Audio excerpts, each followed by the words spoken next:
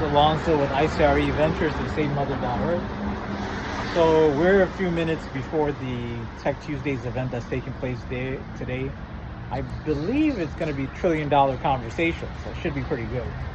So it's being held at the Center for Black Innovation, and they have some pretty cool stuff. So this is historic Overtown. So over here you have their Save the Black art gallery where they have wonderful paintings. Because Overtown is one of the historical African American areas. Over there is one of the historical churches, and they have some cool merch. One of my favorites is the stuff that you get in red, like the red t-shirt and the red hats.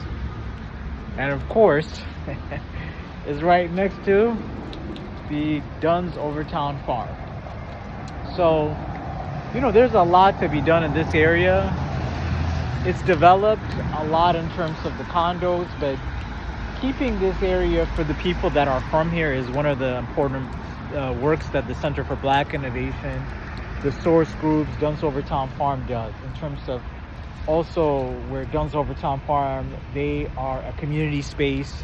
They educate folks on, how to grow their own food, where in difficult times, that's one of the important things that our grandparents and other ancestors used to do, whether it's in small spaces and larger spaces. So you can see that the rain is actually much needed, and it's helping out because there's a lot of plants that we need to grow.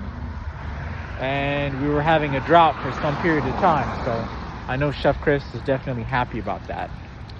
But anyway, so I was having a conversation with an artist friend of mine from Paris, and so she needed some sort of AI transcription tool, and I sent her what I came across, and it was a really interesting conversation that we were having. And I'm going to tie this with the green and the tech and why did you go on this tangent. So we were having a conversation, and she said, Alonso, I have mixed feelings about using AI.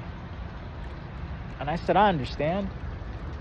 And she's not the first person that spoke about those issues, because she said, there's the fact that these data centers that are the backbone of AI are using so much water. You hear about the issues in terms of where they're using water to cool the equipment, the servers, in terms of the impact that AI is having, automation, job losses. And with Black America, that whenever there are general issues in the economy, we're one of the first to be impacted. So that's especially a sensitive issue for me. And a lot of concerns that people have in terms of stealing from artists like my friend from Paris.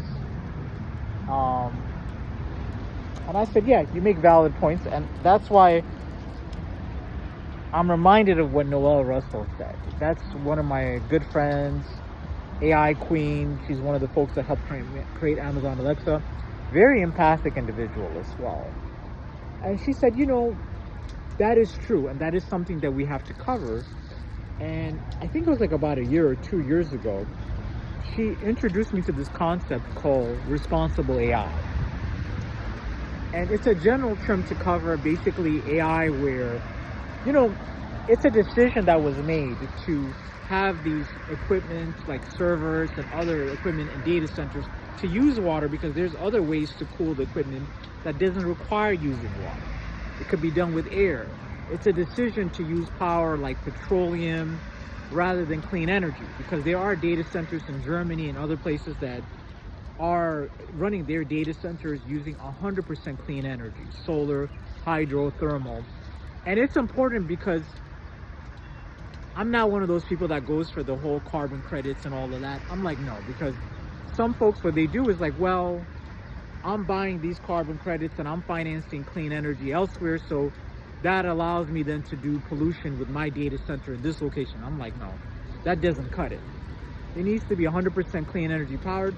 I've been speaking about this issue years ago, where I was saying the industry is going to have an issue. I have clients that are telecoms, they have data centers, and I was saying that essentially that this is going to be a problem. And I saw it, I said, as you start trying to put your edge centers or larger data centers, that you're going to have a community resistance, because if you're not serving people from the community, then you're going to have issues where people are going to start resisting it and not in my backyard. And that's exactly what's happening. So, and a couple of years ago, that's why I was like, we have a data center here, Napa of the Americas, lovely people. I know they're working on those issues. And I know that there are various operators that are looking at using clean energy. But I said, that's not enough. You know, as part of the responsible AI and responsible data center practices, you have to start doing things for the communities as well. Whether it's an edge center, a large data center, you're going to start putting these sites, train people from the local community, network engineering, provide free bandwidth and internet access, find ways that you can partner, have your folks volunteer, be a part of the community and start giving back, especially if you're going to be in really valuable sites like here. Overtown is in the downtown area. And so that's one of the things that I love about the source groups, Tech Tuesdays. They're part of that mission where they're taking one aspect of these issues where, as Miami becomes a greater tech center, they're like, we're gonna find ways to keep the people from Miami in Miami by giving them opportunities in tech. That's one of the things Ted Lucas, Hillman Soray, Zakia, they've been on this mission, and that's what Tech Tuesday does, introducing people to different opportunities in tech sales. You don't have to be a programmer, you don't have to be a network engineer. There's marketing, there are a variety of opportunities. So it's at 6 p.m. So I think you're early. Yeah. So there are a variety of opportunities for folks that want to participate in the industry. In about 2 weeks, actually, Yadira from Gradable, she's environmental consulting, she's going to be doing a presentation here on sustainable computing. That's one of the areas that's near and dear to my heart, because again, I am a fan of what AI could do in the right hands. There's a friend of mine, Sherry from Noel's group. She's doing wonderful things of using AI to help seniors and keep their minds engaged. Noel has a free community called the I Love AI community that is helping people get AI skills and free certifications. And for those that are building businesses, the AI Leadership Institute, where she's helping folks figure out, okay, what are the ways that I can do this in terms of utilizing this technology, but using it in a responsible way. And Noel made the point, like, listen, there are things that Microsoft, Google, Amazon, others, they are doing, and we have to keep it at the forefront. And that's what I was telling my artist friend. I said, listen, we need the voice of everyone to encourage people, whether operators or government, to say, listen, this is important to us. Whether it's things like the EU AI Act in terms of the data protection, data sovereignty, and that's going to be a model for the things that we're doing in the US.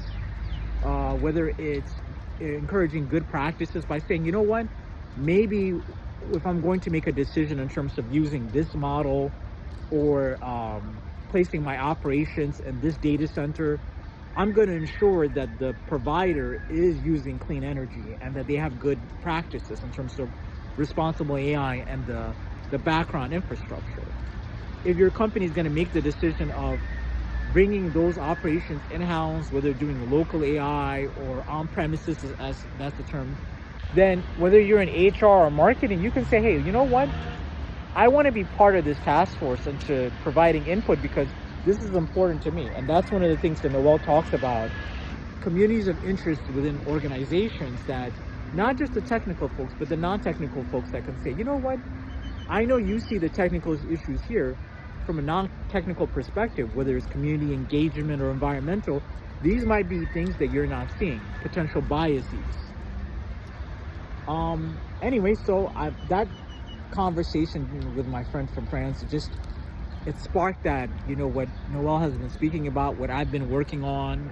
That's one of the reasons why I was drawn to what the work that she's doing and the work that these folks here are doing. So we all have a part to play. That's one of the things I've been focusing on, is using ICRE Ventures and SaveMother.org to share this information. Like, how can you use AI to automate operations, but the repetitive tasks, because there are things that only human beings should be doing, both from a liability perspective and just because there are certain ethical decisions. I don't think AI should be deciding if we kill people or if we are firing people or any of those things. Those are human decisions, whether it's criminal justice, whether other areas.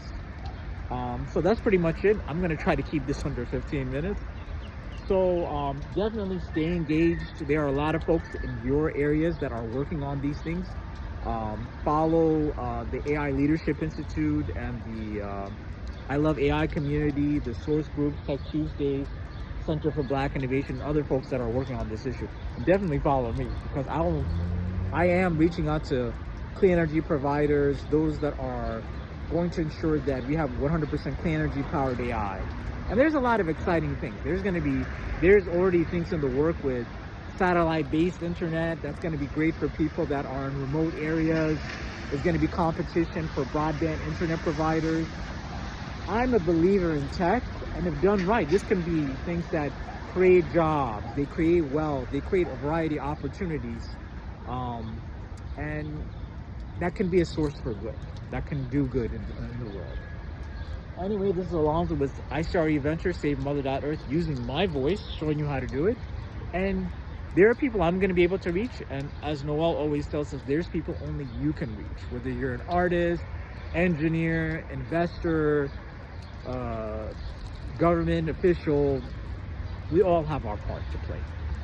All right, that's pretty much it. So wishing you the best in everything you do.